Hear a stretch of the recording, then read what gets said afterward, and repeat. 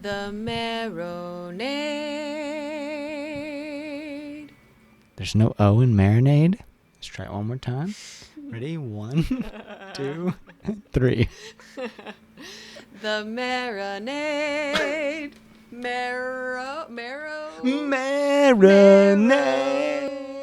Bone marinade. That's The Marinade. The Marinade. With Jason Earl.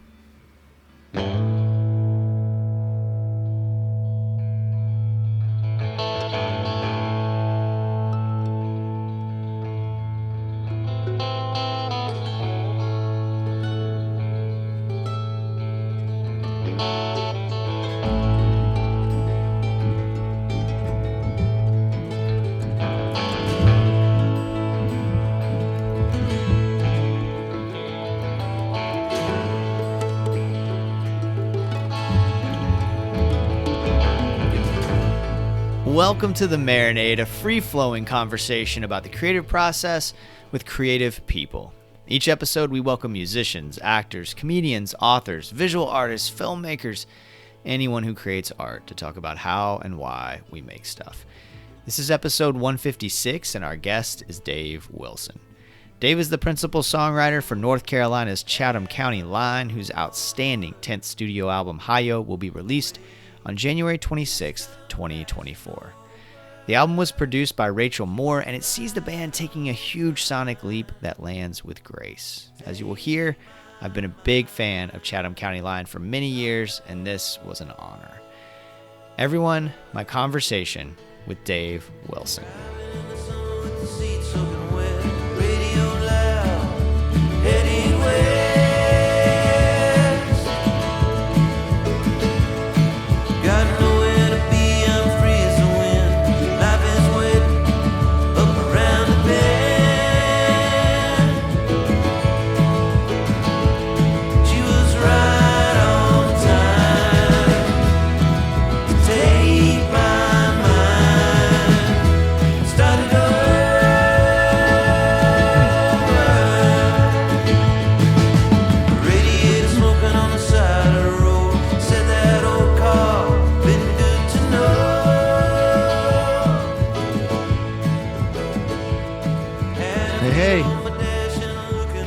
Now I can see you. Right on. Yeah, man. What's happening, Thanks. Jason? Man, thanks for doing this. Thanks for being so flexible, too. No problem. Hope your family's doing all right. I appreciate you. Yeah, they're better. My dad's in his 80s, and Yeah. that's how it goes. So, yeah, everything's better. I got a chance to really spend some time with my mom and just like be there, which is a gift. I'm grateful that I could do that. So, Yeah, man. they're doing better. But man, I'm excited to talk to you. I was trying to figure out when I first got into Chatham County Line, and man, I think it was Swanee, Spirit of the Swanee Music Park. I've photographed y'all a few times, and I thought your name was familiar. Yeah. yeah, and I've written not necessarily like specifically about you, but like you've been included in my recaps of Swanee just because I'm always impressed by your performances. And I was trying to think about when it was, but it was probably like I've probably been into your music 10, 11 years, something like that, a while. And then I was thinking back to another time, like I swear y'all played Underbelly in Jacksonville, Florida. It was a rock club downtown. And this is probably like 2013, something like that. Yeah. No, totally. Yeah, we did that. And it was a killer show, man. And you jumped off stage and everybody formed a circle around you. Yeah. Remember that? Oh my God, dude. It was so just like so many memories. I was going back down memory lane and I just realized like how many memories I have of your shows. Rocking. And yeah, really fun, man. I mean, the live show is just incredible. And so then as I listened to the new record, man, I am so excited for folks to dig into the new record because it is it has all the hallmarks of like what I've been used to from your live show and from your previous records, but it feels like it is an evolution of the best kind. And I mean that with all due respect to everything that y'all have done. It's an absolutely fantastic record and I'm really excited for folks to hear it. Thanks, man. Yeah, we're stoked about this one. There's no other way to put it. We worked our asses off on it. It came after a period of upheaval, if you will, for the band. Our banjologist retired. He's now a in-demand booking agent in Colorado and all around the parts.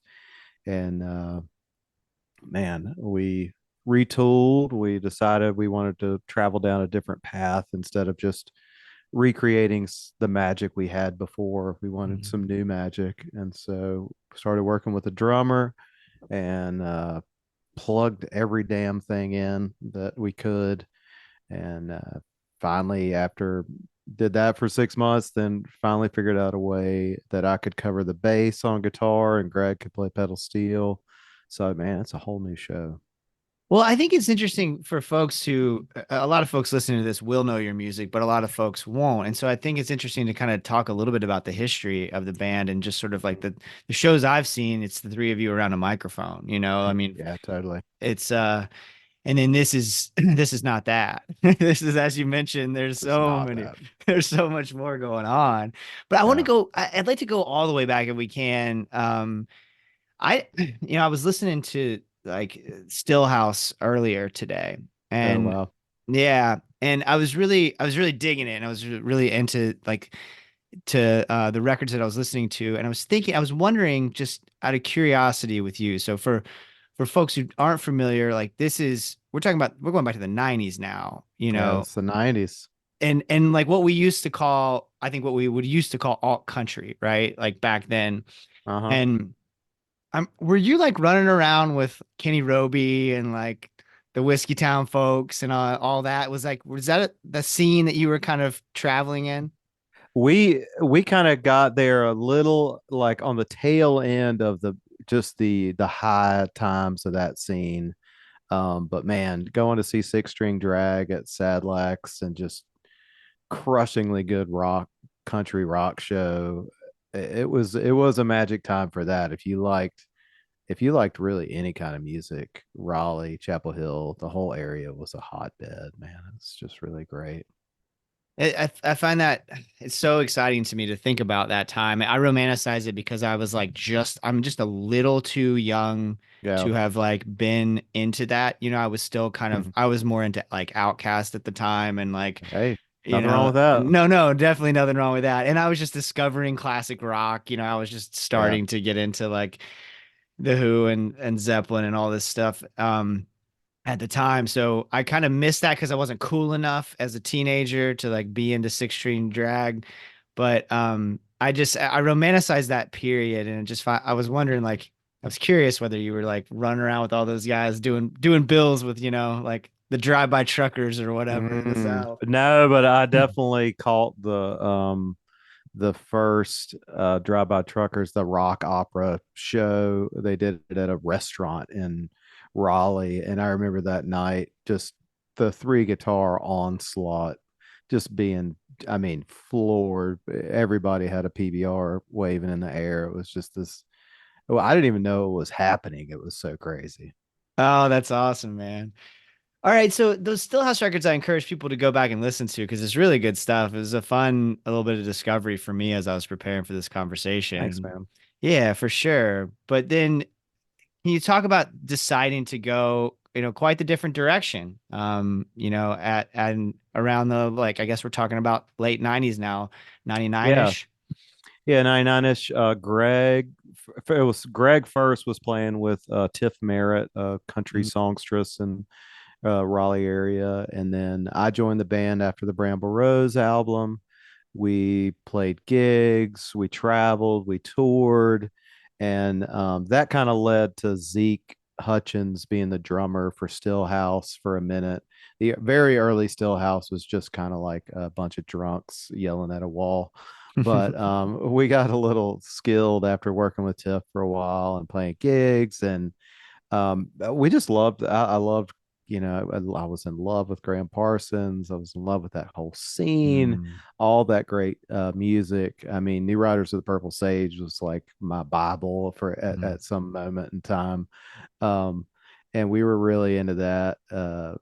and just recreating that kind of music. But I was writing, and I had bought a mandolin, and I started to write songs on the mando, and we would have these house parties as Stillhouse, and this is where it all began as Chandler came over to a house party just randomly. I think he might have even still been in high school at this point, or right after, maybe right after high school. And we set up in the den and we rocked all night. It's kind of our thing. And Chandler went back and told his buddy John Tier, and somehow we crossed paths. And I was like, well, I'm writing all this kind of country music on my mandolin, and let's get together and jam. And Greg lived in that house at that point, and we had a stand-up bass that just lived at the house, and he would pick it up and play with us in the very, very early days. And we were just goofing. I had a book called 150 bluegrass songs, and so we would open it up and we would just play them. I mean, How Mountain Girls Can Love. We used to just destroy that song. It was it's the early days, or I mean, it's just rose-colored glasses there. Yeah, that Uh, sounds so romantic. who knows, if I heard a tape of it, I might be a little sweating a little bit. But no, it was so much fun. We kind of just cut our teeth, we just learned. That's how we learned. I didn't grow up on bluegrass. I had no idea what it was. I didn't know who Bill Monroe was until you know, almost through college. It was really the was into the Dead, and found Jerry Garcia, and I found Old and in the Way, and I was like, what the hell is this? This is amazing. I mean, Yeah. that Old and in the Way record has been a bluegrass gateway for so many musicians and artists through the years. It's a beautiful thing. So we played, and we played a going away party for Tiff's Bramble Rose tour. Chris Stamey saw us, and he was like, "Oh, right on! I like this. Let's make a record."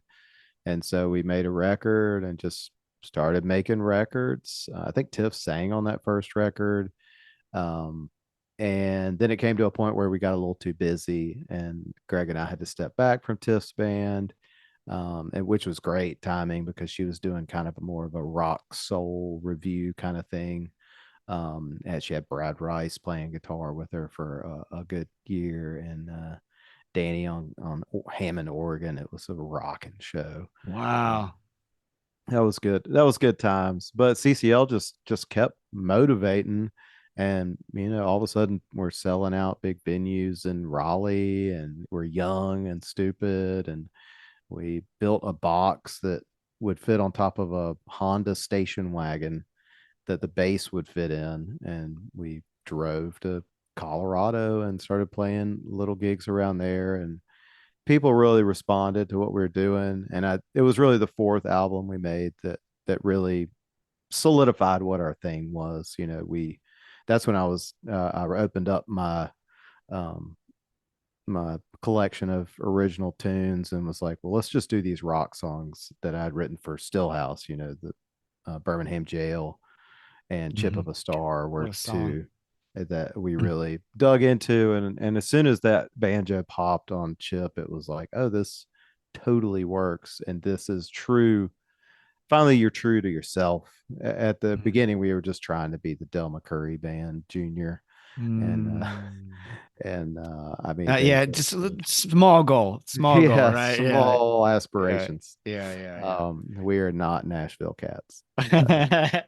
But that single mic stuck around for a long damn time. I mean, jeez. Uh, and I don't know what I might have gone past the question. I've given you Oh, this our is entire great. history. No, it's great. That's what I wanted. That's what I wanted. And I think you got in the weeds in the best way. Some of the context for folks, Old and in the Way, a lot of folks will know, but that's Jerry Garcia, from the Grateful Dead, of course, fame, and Yeah, then Peter Rowan from Bill Monroe's Bluegrass Boys, and Vassar Clements, and Dave Grisman. Was that the Dave other one? Grisman. Yep. Yeah. Hmm.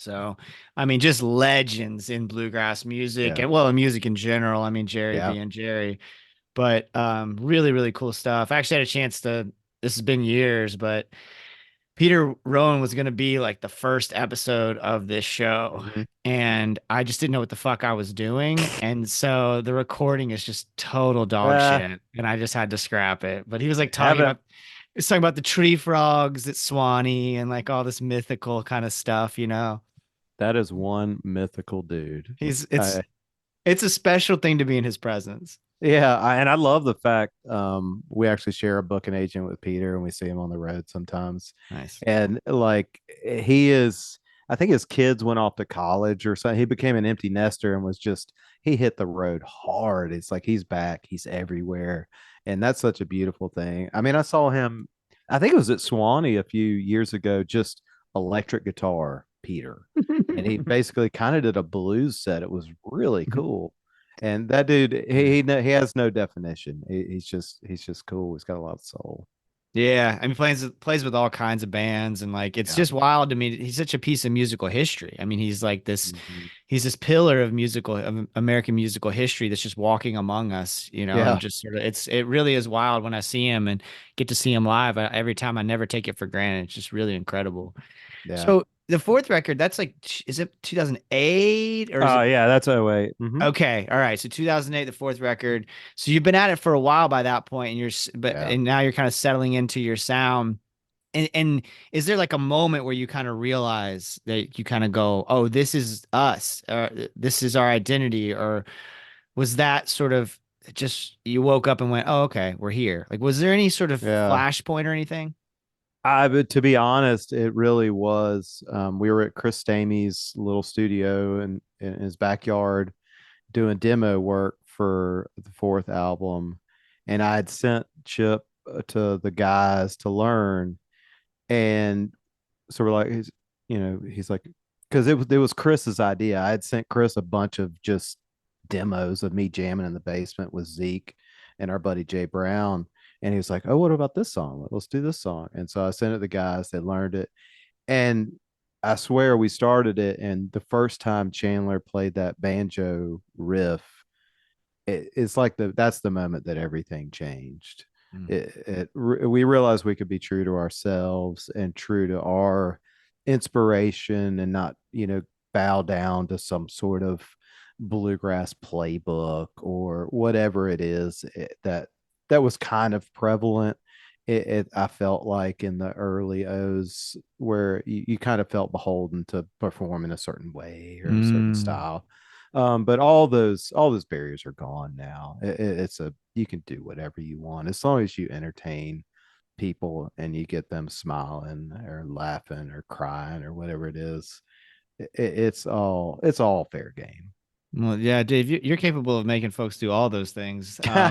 But so where was that pressure coming from? Was that like in the scene? Was that I I journalists? I almost think it was like in our heads. Yeah, yeah. I mean, it came from stories like there was an early IBMA that we played, and the Avett brothers were there, and somebody like said something to them on the elevator, really rudely about how they had played drums, and or, they were playing like kick drum and hi hat with their feet in their Yeah. show, Fuck yeah, and they were. It's awesome. yeah, and their thing is killer, but Yeah. just the fact that someone would feel like they could diss somebody that blatantly, like, what are you doing here? This is IBMA. You shouldn't be here. It's like, Yeah, yeah. no, get over yourself, buddy. It's a wide world of Yeah. bluegrass. Yeah. Oh, that's great. Yeah, but that I now I get it. Now I understand what you're saying. Because I mean, I certainly, as a fan of bands like the Avets, I certainly heard that kind of chatter just among other fans, right? Yeah, yeah, People talking about those kind of things. And I'm a huge bluegrass fan, and so I definitely get that. And I can only imagine if you're in the world, it must have been a relief when you got to that place with that fourth record and went like, yeah, nah, we can do whatever we want to do. And what you do is so you, right? There's such an yeah. essence to the work that y'all do. It sounds just like you, and that's it. Mhm. And even with this new record, where it is a departure sonically, it's still that very you style. It sounds Yeah. different, but it's definitely you and singular to you, which is really exciting place to be. Yeah, I mean we feel real comfortable in our skin right now, and I felt writing these songs, I felt real comfortable as a writer, and I knew what we could do. I knew we had made the shift. We had played a couple years with drums. I mean, this is pandemic time, so almost every show is live streamed and it's recorded and there's video. So there was a lot of time to look back at what you were doing, you know, Mm. hey, that we just played this gig. Let's check it out. Oh, okay, we could do this a little better. We could do this a little better. So really, we tried to make a little lemonade out of the whole situation and really hone our craft and hone what we could do. The use of, I mean, we're using effects. Greg's playing steel. I mean, there's just no limit to the door is open. You know what I mean? Yeah. I'm not sure I'm letting Donna Jean through it, but the door is open for almost anything. Oh, that's so cool. I love that place. I love that feeling. So when you're some of these are these you're talking about writing these songs, like was the sound is so is has evolved. Is it is the process of writing different? And what does the writing process look like for you? I mean, I think for me, the process of writing has just changed with age. I mean, I feel like the younger man in me, like Tip of a Star was written, just the melody went in my head and I sat down and wrote it and it was over. At my age now, I kind of look at it like almost like a farming exercise. All through the years, you come up with an idea, you write it down, you record it. My favorite example is Jackson Brown used to call his answering machine back in the day because that's the only way he could make a record of when he had an idea on the road, maybe a melody, he would call home, get that answering machine message and record the idea. And so that's kind of what I do now. Every time a melody pops in or chord structure or something, it gets recorded, words get written down. And then when we were going on one of our kind of jam sabbaticals one time. And I sat down for a week and I went through all the detritus. I went through everything, went through all the ideas, all the lyrics. I just went through everything and put these I think it was maybe 12 or so songs together out of all those bits and baubles, knowing what we could do, knowing the sounds we could make and knowing what we could push and what the strengths were. And these are the songs that ended up on the record. Oh my gosh, I love that. I love everything that you just said. It's so great that you're continuing to find after all these years of doing this and to continuing to find new ways to go at it and new sounds and to be so Yeah. open to those new sounds. The record is absolutely stunning, man. I mean, it's one of those where I talk about this fairly often on the show, but like a lot of times I'll get a record and I'll listen to it. I always give it one good listen, right? Especially if it's Mm-hmm. specifically, somebody's interested in it for the marinade. I give it one good listen. Yeah. And then if it doesn't grab me, I put it away and then I come back to it. I give it another Yeah. good listen, right? Unless I just don't like it for some reason, but that's rare, Usually people know what I like and so they send me what I like. Um but this one, dude, I was just like, oh my goodness, because I've been such a fan of yours for so long. And Yeah. I think it's so exciting to have a band you've been into for a really long time. I'm not someone who just wants the same thing you've been doing. I'm not someone who Yeah. wants the same record that I've already heard. I've already heard it. And I've seen it Mm-hmm. live and it's great. But I'm really excited that this is such a different direction. And that it came out so beautifully. I'm interested though in like you mentioned something earlier, and we kind of brushed past it, which was that the band had a period of turmoil. Can you talk a little bit about like what was going on and sort of how you got through that? Well, really, I'm just referring to when Chandler retires, and the other three guys, we get together. We knew didn't want to stop. We knew we wanted to keep playing, keep touring. We'd built up. This is what our lives were. It's like Bob Dylan will never get off the road because that's what the dude's life is. It was what keeps him alive. Yeah.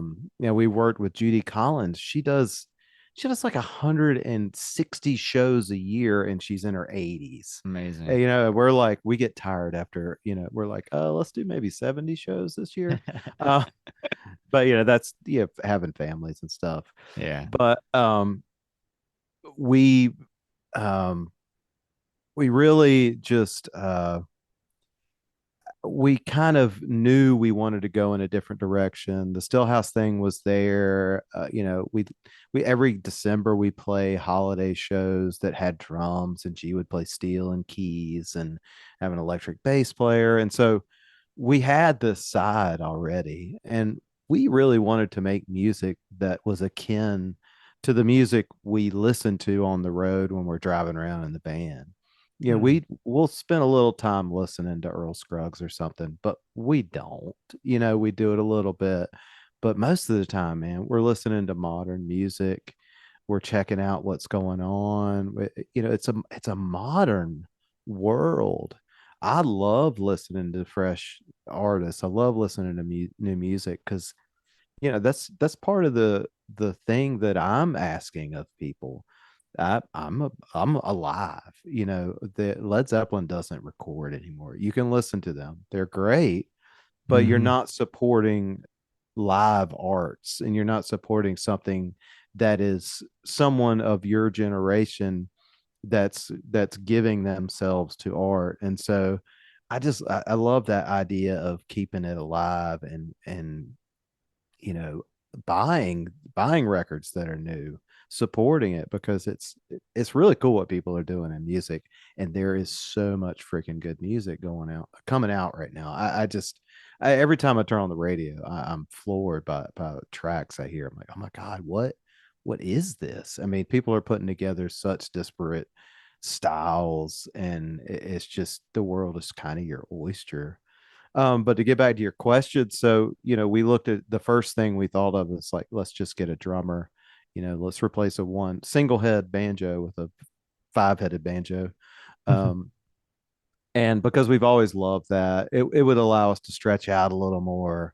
We really didn't know what was going to happen. You know, we had done some of our songs that way in the holiday shows, but we didn't know if it was going to be good, if people would respond to it, what if we would lose our shtick, which is either the kind of single microphone ballet. Um, and really, it took going out there and playing gigs. And I remember playing. We played this place, the Ram Cat in Winston Salem, and the place went bonkers. And I mean, we went back and they were calling for an encore, and I looked at Greg. I was like, I've never had this much fun in my entire life. You know, it was like, this is working. All this hard work, everything was firing on all cylinders. The sound was killer, you know, and that was all we needed. We were just guns ablaze. I'm like, okay, this works. You know, I can play Stratocaster, right? You know, Greg can play steel. He also just can destroy the stand up. It's something that can just keep steamrolling ahead. Man, that's so exciting. Gosh, that's so you were speaking my language earlier too when you were talking about like the new music thing. I'm obsessed with, I mean, it's part of the show isn't really about music per se, but I Yeah. mean, let's be real. I have artists. I introduce the world to artists. Like that's part of the mission of this whole thing is to introduce people to artists of all kinds. And it tends to be musicians because I'm so obsessed. And I'm constantly like, play me your next thing. Play me your next Yeah. thing. If my friends are playing out, they ask if I have a request. I'm like, are you working on anything? Give me the Mhm. new thing. You know, like, do you have anything that's ready for public consumption that I haven't heard? I mean, I Yeah. know Yeah. all your other stuff. I love it, but give me the new thing. Give me the new thing. And I'm a big believer in what you said earlier about just how much great music there is out there and how many great records are being made and how Yeah. exciting it is to to be a part of that world and to continue to consume new things and learn from that and it informs all areas of my creativity. You know, I sometimes talk to artists who say especially artists who make sort of country or folk leaning stuff, how they'll say they many of them will say that they just listen to like old blues records. Like Yeah. that's what they listen to. And I understand that and I appreciate it. but that's not how I consume it. I Mhm. consume it more like what you're talking about, where I want to go support somebody new and I want to hear something new. And I totally agree with you, man. I'm curious about that. Like we usually do this at the end, but this might lead to some really good discussions. Like what are those things that y'all are listening to on the road? Like who has you fired up? I and there's a lot of records. I did that last Sarah Jarosz record kind of blew my mind. She's a powerhouse. I know she's got it in her, but just the writing kind of went next level, and the playing, the production, it really floored me. I remember listening to that one in the van and being like, dude, this is great. And Mm, there were bands around us. Local bands like Mipso or His Golden Messenger, these people, and mm, they were making their best like their best material was coming out. And that was part of the inspiration for this record. It is, you know, I I, I want to do our best. Let's do our best work mm, now because the why not? The time is here. We got the avenues wide open for us. We end up meeting this incredible producer and engineer and Rachael Moore, and we have a great rapport with her just hanging out. And can we bring her in and make this album sound like some of my favorite records? Can it sound like a Robert Allison record? Can it mm, sound like a T-Bone production? And mm. because those are the records I listen to T-Bone stuff all the time because it's got something a little special. And I don't know if it's, Dennis Crouch, Jay Bellerose. I don't know. It's just the magic of everything. Well, yeah. Okay, that makes a lot of sense to me because when you hear a T-Bone Burnett record, you know that it's a T-Bone Burnett record, even though he may not be Exactly. doing the exact same thing, right? Yeah.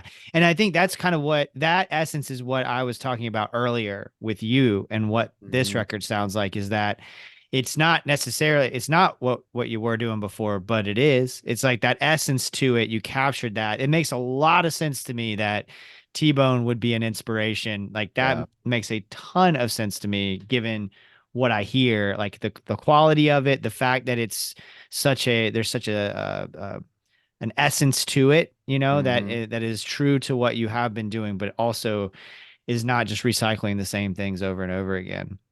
I mean, Man, my favorite artists continually evolve. If you're going to yeah. continue, if you're going to just be in this business for your life, you should be not afraid to evolve. Always be looking back, but always be looking forward. Is there any have you because it sounds like there's been these evolutions in your creativity and your writing, but has that particular mindset always been present? I think it's just because I feel like I have become a better person through the years. I mean, Mm. I we recently, I mean, this is a few years back, cleaned out my parents' house and going through, I found some books of I had been sent to some funny summer camp school thing, and I was reading the stories I had written in the creative writing thing, and it was embarrassing how bad. It's like I didn't want to be told what to do, so my reaction was to just do a terrible job on the homework assignment. And I'm like, who is that? I don't even know who that guy is. And I flunked out of college after 3 semesters and got a job. And I realized, your parents were they're going to pay for college for you and pay for you to live. And it's a whole lot easier just to go back to school and get your ass together and get your work together. And that was a turning point for me in that way. And I feel like that's just been a constant in my life. Always be looking at what you did yesterday and figure out a way to improve upon it. So you did go back to school? I went to summer school, got my grades, and went back to school. I discovered coffee. I wasn't a coffee drinker. This is kind of pre coffee mania in the world. It's like pre Starbucks everywhere. Yeah. But I figured out that a big cup of coffee would just power me through a day of learning and homework, and that was gold. What were you studying? I went to NC State University in Raleigh for Mhm. English. You Oh, got a okay. degree in English. So this is what your English degree can get you kids. Well, I'm an English teacher. I'm an English teacher, so There you go. What grade do you teach? with a political science degree, and this is Oh, what a political uh-oh. science degree can get you There you guys. go. I teach middle school. I have sixth through eighth graders. I have them all at the same Okay. time, actually. Oh my God. Um, yeah. So I have the best job in the world, though. I'm telling you, like I got really lucky. I have taught for 15 years, and I just sort of found myself at this weird career crossroads where I was like, what I want to do is podcast and write all the time, and Yeah. nobody wants to pay me to do that so far. How dare So they? I know it's crazy, right? Like I thought this was my get rich quick scheme, but it's not working out that way yet. But I do love teaching, and Yeah. I just sort of found myself at this weird crossroads, and then this like wacky school in downtown Orlando where I live wanted to hire me, and I was like, I don't know, guys, like Hmm. this doesn't seem like the right spot. So I went off and took off to cover a festival and like spent all my last dime and came back with my tail between my legs and was like, is that job still available? And the guy's like, well, no, we don't have it anymore. And I Oh was like, wow. oh shit. So I kept applying to places, and he calls me back like a week later. He goes, actually, the guy just quit. So if you want it, Oh you can wow. have it. Yeah. And it's a special place. I mean, Yeah. I'm just really, really fortunate to have that job because it allows me to do this too. I'm done at 3:30 every day, Wow, like, that's killer. yeah. And then I can just do this. I'm going to go see my buddy play tonight. Got Monday off. I had a Right 4 day week on. this week. Yeah. So maybe do get that political science or English degree, kids. Yeah, exactly. Maybe you could write a badass record like Dave Wilson and Chatham County Line just did. Maybe you can be an English teacher with a cool gig. You Yeah. know what? Fuck that. Let's start romanticizing these things, Yeah. actually. Um, but also stay in school. Everybody who is Yeah. of college age listening to this, do that as well. We don't have a whole lot of time left, and I want to honor your time and also honor the fact that since we are a DIY operation, we don't pay for Zoom. So the time is ticking, but the song "Right on Time" has been on the new record. It has been like it just gets stuck in my head in the best way. And Perfect. yeah, and I'm curious about that particular tune and whether you sort of had a sense that it might be one of those kind of earworms. I have no idea, man. Greg wrote a pedal steel instrumental. Uh, Okay. and so we would, when we were at our little jam retreats, we would do this instrumental, and we played it through one time, and in my head, I'm thinking this. It sounds like a song's going to start right after this, and so Mm. I kind of just spit out what that was, which ended up turning into Right on Time. And the pedal steel instrumental is kind of what we the solo section is kind of that, a little bit. But I don't know. I write music. I was really raised on you know classic rock radio and Mm. Beatles tapes, and um, just great pop music. And REM is a huge influence on me, whether you can hear it or not. But I wonder if that's why a lot of music being created today is very pop friendly. It's because that's what kids are exposed to from the cradle, this just intense pop music. And Yeah. so I've got a pop mindset, whatever that is, and maybe that lends itself to repetitious tunes that get stuck in your noodle. Oh man, that makes a lot of sense. I'm also curious. You got a really cool setup behind you, folks listening. There's just like shelves and shelves of records. Is that like what's in there? Is that classic rock mostly, or what is up in there? Um, I mean, I have every Doors and every Jethro Tull album, but that Okay. was that was when I collected in college, and records were $2 or $3. Yeah. Yeah, there's everything in there, man. Yeah, there's a whole folk bluegrass section. There's I've been trying to buy, like I said, modern records, Yeah. and I've been digging on some stuff lately. Went to see War on Drugs last summer, and I was totally unexposed to that band, but it's just blown away, man. It's a good night.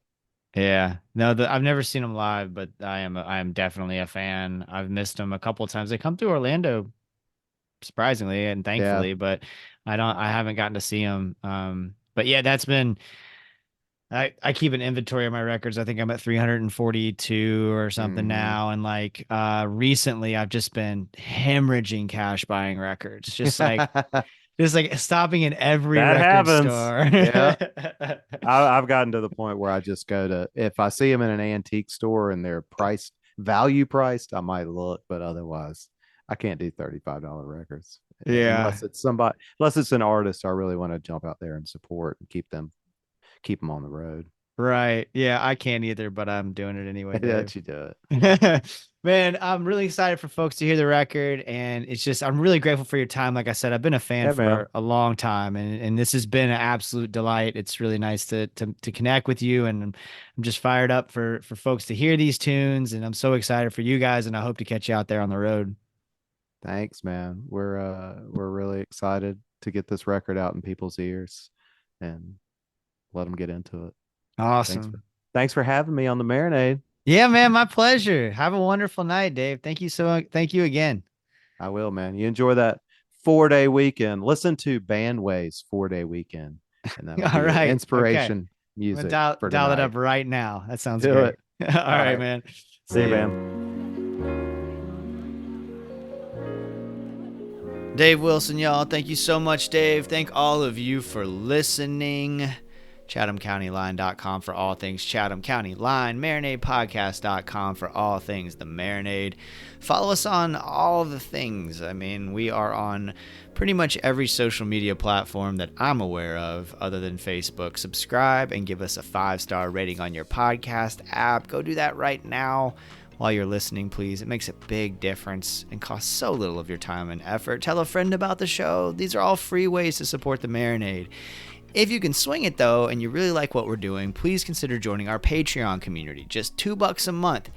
You can gain access to Patreon exclusive content like our show Jason's Journey, where I talk about the moments that shape my creative life and provide a window into the process of making the Marinade. One of the best days of the month for me is recording our Patreon exclusive show, What We're Getting Down On, with my dear friend, the brilliant and hilarious Peter Haraldson, about the art that has us fired up at the moment. Peter just came down from Minnesota just this last weekend to hang out with me, and we went to see Joe Pug at Tuffy's Music Box. I got to interview Pug. I can't wait for y'all to hear that. Just such a great weekend. We had such a good time, and in that process, we recorded a live What We're Getting Down On. We were at Barley and Vine Beer Garden, my local bar, sitting on the patio, just chopping it up about the art that has us fired up right now, and so I'm excited to release that as well. That's going to go on the main Marinade podcast feed so folks can get a chance to hear it, okay? So if you're not already a Patreon member, that'll give you a chance to kind of get a taste of what we do over there. We also connect. So like, for instance, when I book a new guest, I announce it on Patreon, and then I also give our patrons a chance to ask questions of the guests if they want to. So, you can try a free trial of Patreon. See if you like it. No pressure. Try it for 7 days. Set a reminder on your phone in case you want to cancel. And keep going if you dig it. If you want to support the show financially, but you don't want to commit to a monthly subscription, you can Venmo or PayPal us at The Marinade. All the money goes right back into the making of the show. Festivals we cover, opportunities to travel, to interview musicians. That happens because of the generosity of our listeners. But above all, regardless of whether you can swing it or not, we're just grateful you listen and spread the word about the Marinade. Until next time, go out and create something. Cheers, y'all.